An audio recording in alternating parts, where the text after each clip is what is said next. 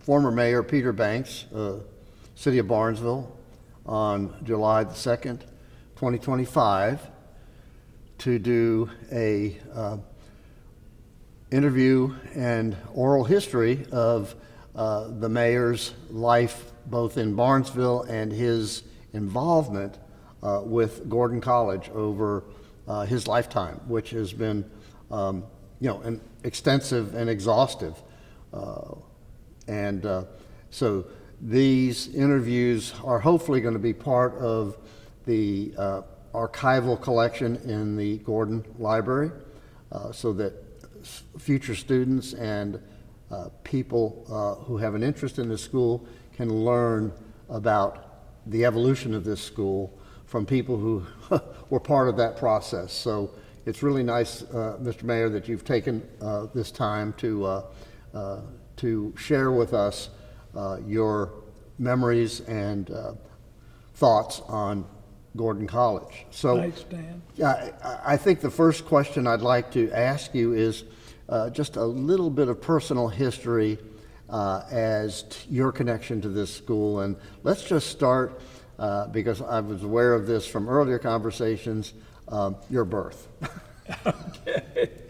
I was born in 1938 on August the 12th. And the President Roosevelt had come to Barnesville on the 11th to turn on the power for the REA. And Dr. John Corey, who was a dear friend of my grandfather's and my mother's, of course, and he was my mother's physician. And he told her, he said, I was just about to be born. And he told her, he said, Kitty, that was her name, Catherine. And he said, Kitty, if that baby comes tomorrow, you're going to have him by yourself. He wasn't going to miss sitting on the stage with President Roosevelt. And but he was a great, a great guy and a great man. And you obliged, you held off. I did for one day. You deferred to the president. And there aren't many people in this world that have a story like that, Mayor Banks. Okay, well. And the next time I see Haven Luke, who's FDR's great grandson, who has given 2 lectures here at Gordon. Yes, I know. And I am going to tell him that story. Maybe you've already shared that story with him, but if not, I would definitely sharing it with him. Good. Because it's a great one. I mean, really, really, really is. You were born and raised in Barnesville, and you attended Gordon College for a period of time, did you not? Yeah, I went from to Gordon Grammar School Okay. when I was in kindergarten, and graduated there. And then when I was in the 8th grade, I went to Gordon Military College, and I went through high school here, and I went through 2 years of college At Gordon. at Gordon, graduated. So, I know that you ended up graduating from the University of Georgia, and you got a law degree from the University of Georgia, and came back to Barnesville at a certain point following college, and have been in Barnesville or around Barnesville for your life. Most of the time, I was in Atlanta. I worked in Atlanta. You did? When I got out of school, and sometime maybe 5 or 6 years after I graduated, we did move back to Barnesville. My father-in-law and I had a place here in Barnesville, so we developed that, and I lived there and lived there most of my life. Although I did live, because I practiced law in Atlanta, and I was with a company there called Atlanta Gaslight Company. Uh-huh. And so, Could you speak about how, of course, as a Gordon graduate, you re-engaged with the school? yes. In 1968, President Bob Rue, and Henry Wiseman came to Atlanta. I was a good friend of Bob's. He and I, when he came to Barnesville, it just happened that he and I became good friends. And of course, Henry Wiseman has always been a wonderful friend of mine and a mentor to some extent. And so they came and asked me if I would be interested in joining the Board of Trustees. Is this Board of Trustees of Gordon Military College? Yes. Uh-huh. And I told them I would. My father and father-in-law had both served on the board here for a number of years, and I thought it would be a good idea, and I did. And so at that time, you were asked to serve as a trustee of Gordon Military College. At that point, about what was the student population of Gordon Military College, generally speaking? Dan, I don't really remember, but I would say it was somewhere in the 500 category. And this was a two-year college? Yes, high school and college. High school and college, okay. So you had high school students there, and because Senator Richard Russell, who graduated from Gordon, he graduated I guess as a high school student here. Yes. Yes. He came here, I think he had a recording that when they dedicated the building on the campus to him. Russell he came Hall? here, yeah. Oh, okay. And I say he came here, I wasn't here. Right, of course. Those times, but I did hear the recording of his speech. And he was a boarding student here, I know that. Yes, he was. From northeast Georgia, somewhere. Yeah. And boarded at Gordon, and then graduated from Gordon, and then I guess went to the University of Georgia, you know. I'm not sure. Yeah, I think so, and then got a law degree at UGA. Kind of, you followed in his footsteps, I believe. Well, I don't know. Coincidentally. Anyway, so you're on the board of Gordon Military College, a small private college that traces its historical roots back to 1852, in various forms, starting off as a seminary, and then, evolving into this two-year junior college that did have a fair number of students from Central America, I understand. It attracted students. It had regional impact in attracting international students even at that time. Probably at one time, there was a Gordon student from every state. Is that right? Union. Is that right? And I don't mean at the same time. Yes, but you had over the time it was Gordon Military College. It had students from every state in the nation. Well, that's very impressive. I did not know that. So you're on the board, and 1968 comes along, and what happens? Well, in the late 60s, we began to see a decline in our enrollment, particularly with boarding students.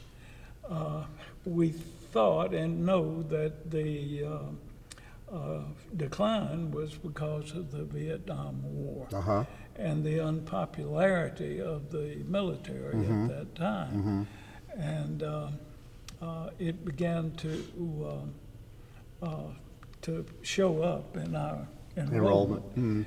And so it began to make us all think that we needed to do something.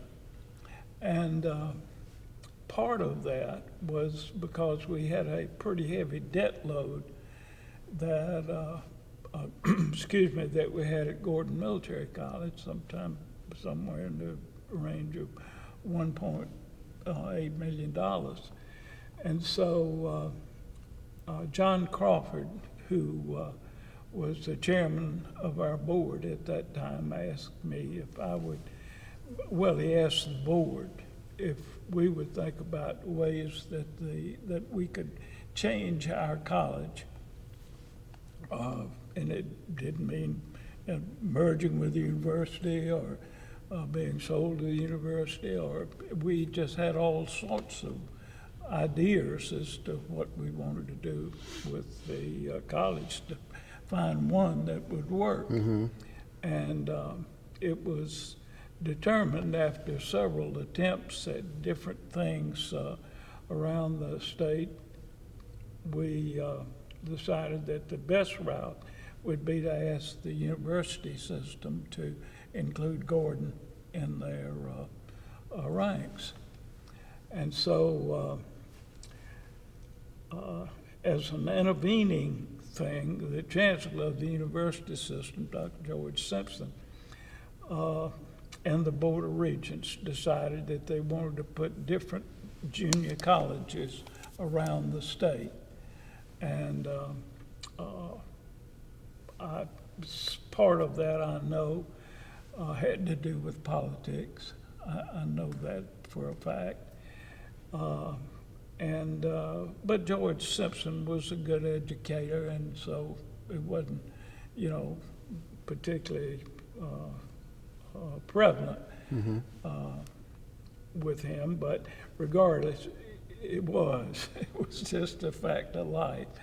And when that happened, and it was a public announcement, and so Griffin decided that if they were going to do that. This is the city of Griffin. The city of Griffin.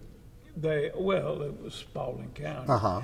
They had to issue bonds in order to come up with a certain amount of money that would be able to operate the college, plus 150 acres of land, all at no cost to the university system.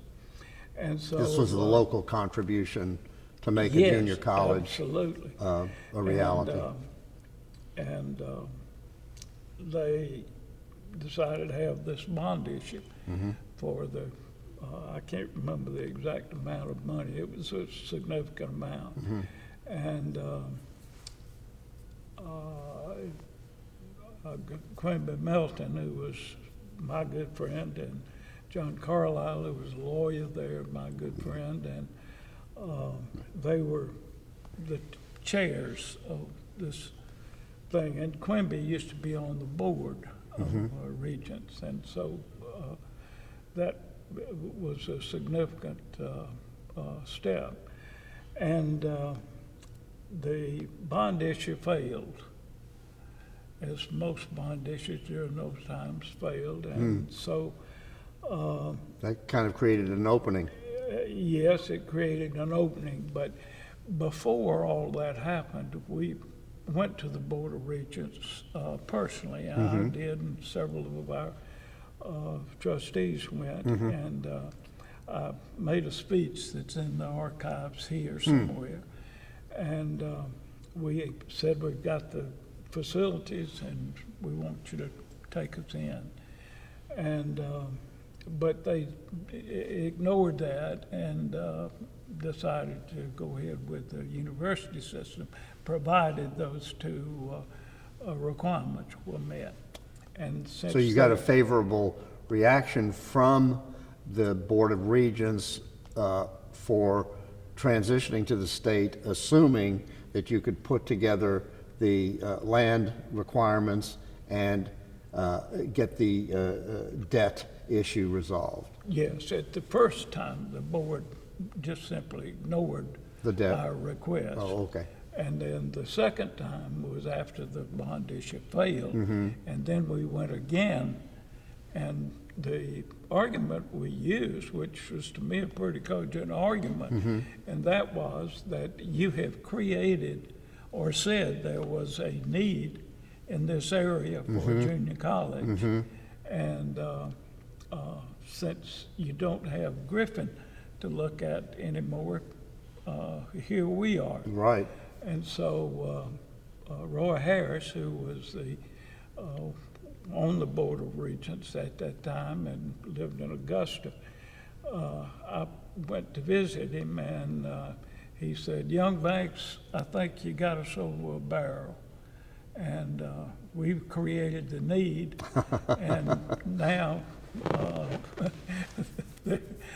you got to have Right. something Right. there to fill that need.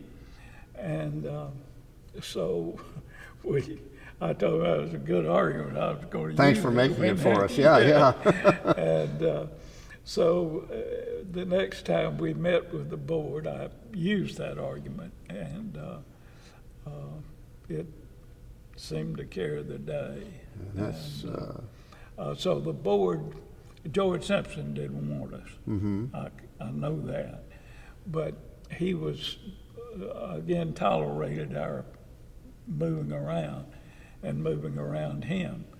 And so he said, well, the Board of Regents has decided that we would take Gordon College, provided that we get the additional land and that you have the General Assembly or somebody would take on that $1.8 million debt. right. The And, university system wasn't going to do that. You had to That's find a funding source Absolutely. to handle the outstanding debt of the college. Yes, and so we went to the governor, and the governor at that time put us in it was called a B budget. Uh-huh. And that gave us a hope Right. that they would do something, but it wasn't assured by Right. any means. Right. Right. And the economy seemed to be doing a little better, and so eventually we got into the big budget. Right.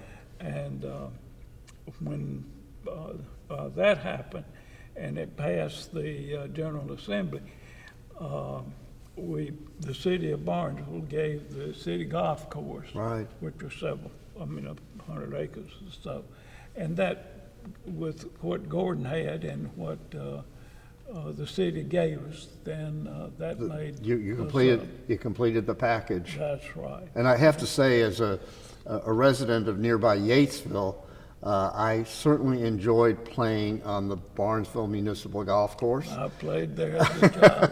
It was not a manicured course, No. but it was a good course. Yeah, it was a good golf. It was a good golf course, and it was sacrificed for a much higher need. Yeah. And The city, I mean, I congratulate the city for being that Absolutely. foresighted, Yes. that it was a good economic thing for Yeah, the city yeah, to do. yeah. And they I mean, it wasn't a decided to do it. surplus property. People were using that golf course. Oh, yeah. But it was sacrificed for a higher good, and that's a tremendous story in its own right. So, And so all in all, in Yeah. 1972, the General Assembly did pass the $1.8 million. Appropriation, And, yeah. We had a closing here at Gordon Uh-huh. on, I think it was like July the 1st. Ah. When the, papers were signed, yeah. and the transfer of deed and transfer all of that the stuff deeds all to the university came down system. here. Oh, wow. Yeah. And I'm sure the chancellor was here. Was the governor here for that, or? You know, the chancellor didn't come Oh, for he didn't? that, for the closing. Uh-huh. It was mostly lawyers, Oh, me oh, and I the see. Attorney General's Okay, office, okay, and okay. some of our trustees Yes. and so on. Kind of a legal procedure. Yes. And, but we had it over in Smith Hall in the library at that time. Oh, in Smith. Oh, that's interesting.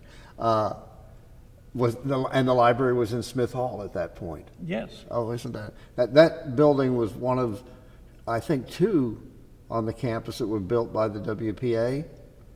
I know probably Lambden was born by the WPA. I think Smith too. Yeah, if you go and look at the front of that building, there's a plaque Okay. Harold Eckes was the Secretary of Interior at the time. Yeah, And yeah, you're right. his name is on there. And I can't remember, it was 1938 it was built, but yeah. And if you look at that building, you can see very strong WPA architectural styling. It's Yeah. a classic, simple federal style, but beautiful building. I mean, just a beautiful building. Interesting. So the transfer is effectuated to the state of Georgia is now the new owner of Gordon College. Was it Gordon College or Gordon Junior College? Well, it was, Gordon Junior College was created. Was created. And, So its official new name was Gordon Junior College Yes. when it came into the state system. We asked the board to keep the name. The original Gordon name, in the just system, and for they did. for historical reasons. So out of that came the creation of the Gordon Foundation. Yes, right after that. Right after that, go ahead. We had a small surplus after Everything everything was was set- the paid. dust was settled. We had about $40,000-$50,000. Mm-hmm. And so we decided to give that To the new- to the Gordon College Foundation as we created it. All right. And we did. In 1972-ish. 1972. Wow. So it started off with assets of $50,000 Well, whatever. or whatever Yeah, it is, 40, whatever. Do you know what the assets of the foundation are today? Probably 6 million. No. I think latest is somewhere between 18 and 19 million. Oh, my Lord, that's wonderful. When I was president of the foundation, we, president of the trustees, Of the old our Gordon goal College. was to get 5 million. And we made that, and I retired.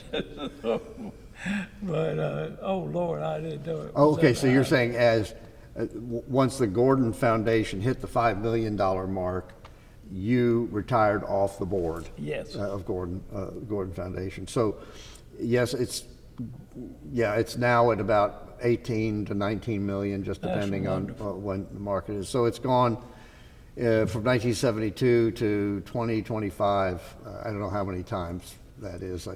I should know. I went to Georgia Tech, but I just can't make that calculation. It's gone up a lot. It's gone up a lot. Surprised you can do that. It's gone up a lot, let's just say. All right, so you've seen the progression of the foundation. You've seen the changes on this. Talk about a little bit about just the transformation of this campus over your time here. Well, not only a transformation of the campus, but it was a transformation of our whole area. It was a wonderful economic thing for Catalyst. our community. Yeah, Yes. yeah. And most of the teachers that were at Gordon continued in the university system, and it was just again a wonderful, wonderful time in our community. There was some opposition to it because some of the older people thought that you were going to do away with the traditions of Gordon Military College, Gordon College, which was such a big part of this community. Sure. And the community was a big part of Gordon.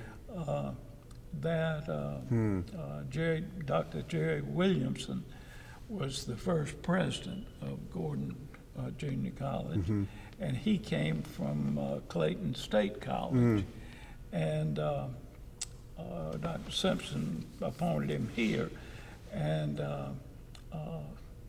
Jerry was one of the architects of this whole campus. The renovation to Lamnet Hall, the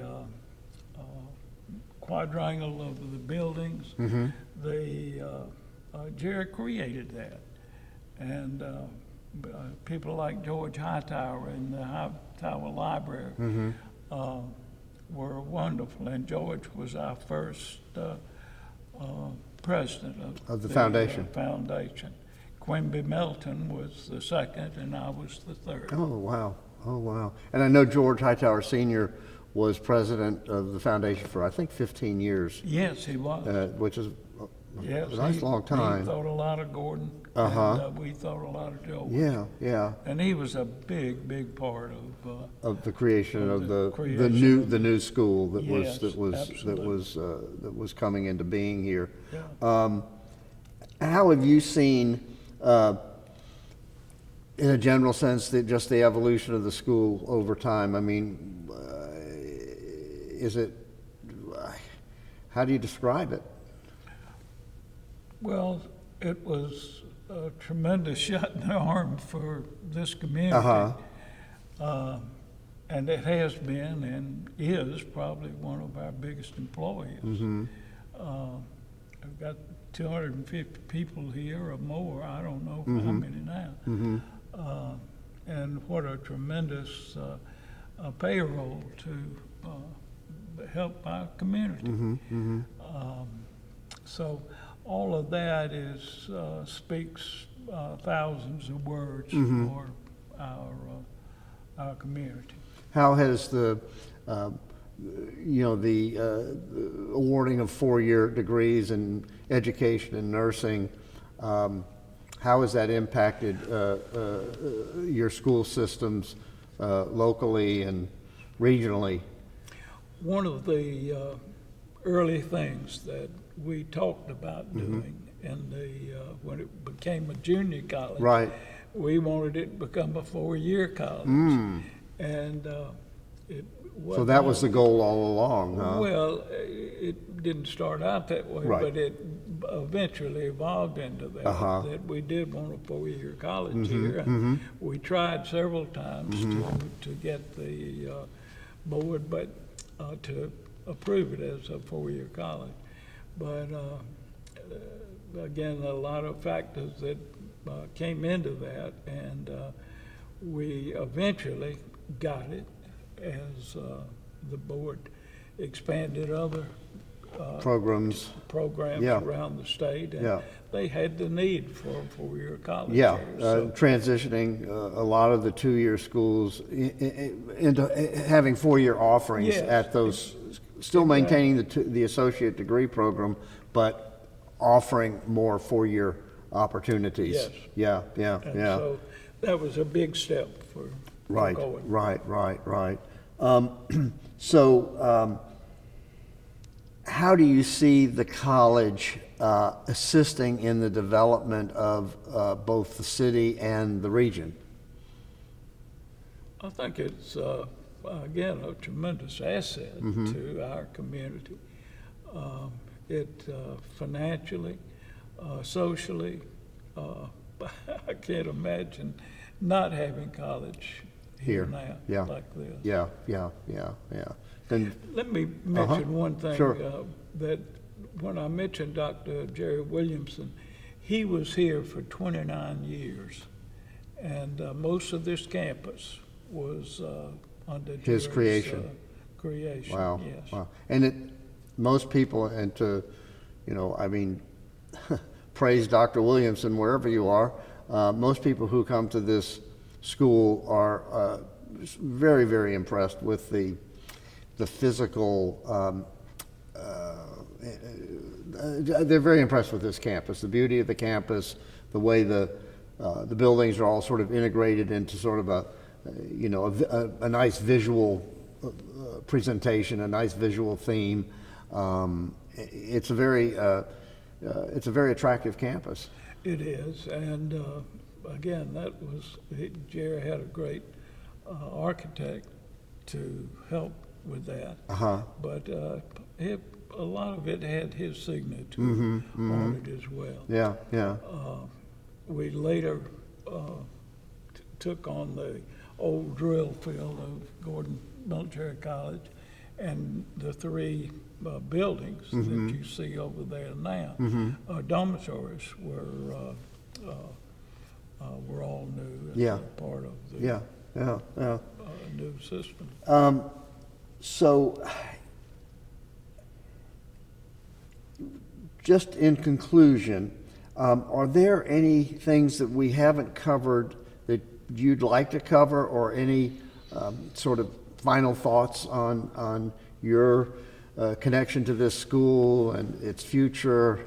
I mean, I know that's a pretty wide, open-ended kind of question. Dan, honestly, since I've been in Barnesville since my life, I've had a interest in Gordon College. When I went here and went all through the 7 years from high school to college, and even in grammar school, it was called Gordon Grammar School, and which was that was the old Gordon College place. And so it's been a part of my life, my whole life. And so my connection with the college has been a tremendous benefit for me. I don't mean to benefit, but it's benefited me as a person, and it has throughout my life. Well, I can say this, as a resident of a small rural Georgia town 9 miles to the south of Barnesville, Gordon has had an impact in Yatesville, Georgia. Just this year, my parents' scholarship was given to a young woman who graduated with a 4-year education degree. She will be teaching in the Clayton County school system, and she got her degree at Gordon. She didn't have to go to UGA or farther afield in order to do that. And second graduate this year in Yatesville just got her associate's degree. Oh my gosh. And in my own family, several of my siblings took courses at Gordon, while they were at other schools, but they took courses here. So the other thing I would say is in this year's publication of the Upson Beacon, about under 40 young people in Upson County who are making a difference in the quality of life there. Easily half of those people that were featured had connections to Gordon, either had graduated or were attending, and if that doesn't speak volumes about how this school, this college is improving communities in this region, I don't know how much more evidence there needs to be for that. One thing I wanted to tell you, and I should have mentioned this a moment ago, but my mother, my sister, me, my father-in-law, my 2 children went to Gordon, and it's been a part of our life since the beginning, and that's been another tremendous benefit to me as a human being. And it like any ripple in a pond, it just spreads out. Yeah. And the school is there. As a matter of fact, my partner's grandmother in 1917 attended the A&M, which was on the Gordon campus, took classes in Lambton Hall, got an education degree, which qualified her to teach elementary school. Yeah. And she was from Pike County and moved to Clayton County, Lovejoy, where she eventually married her husband. And so. Well, Lambton Hall was, it wasn't called Lambton then, but it was a part of the A&M. Of that A&M. Yes, school. absolutely. And so education on these grounds goes back, a long way. And then, of course, the school itself goes back to 1852. So as a regional source of enlightenment and education, this is the 3rd oldest unit in the university system. Absolutely. Yeah, and that's a tremendous legacy. Well, Mayor Banks, thank you very much for taking the time to share your insights and observations and history of Gordon. Thank you, Dan. And it will be archived and will be available to students in the years to come. Been my pleasure. Thank you.